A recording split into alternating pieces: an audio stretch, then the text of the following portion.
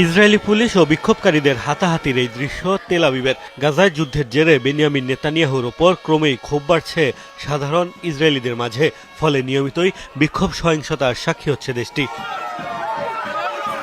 বিক্ষুব্ধ ইসরায়েলিদের অভিযোগ, নিজ স্বার্থে সংঘাত জিইয়ে রেখেছেন প্রধানমন্ত্রী, পরোয়া করছেন না জিম্মিদের জীবনের। শত শত নিরীহ ফিলিস্তিনির প্রাণহানিতেও ক্ষোভ ঝেড়েছে অনেক আন্দোলনকারী।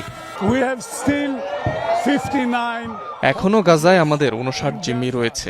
ইসরায়েলের সামরিক অভিযানই তাদের অনেকের প্রাণ কেড়ে নিয়েছে। এই সংঘাত অনেক আগেই শেষ হওয়া উচিত ছিল।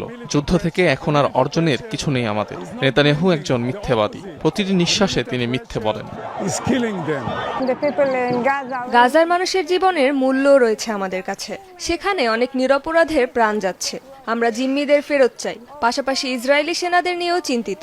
এই যুদ্ধ চালিয়ে যাওয়ার কোনো কারণই নেই। বিক্ষোভ আর নানামুখী চাপ উপেক্ষা করে গাজায় আগ্রাসনের মাত্রা আরও বাড়ানোর নির্দেশ দিয়েছেন নেতানিয়াহু। যুদ্ধবিরতি চুক্তিতে হামাস যে শর্ত দিচ্ছে সেটি মানবেন না বলেও সাফ জানিয়ে দিয়েছেন।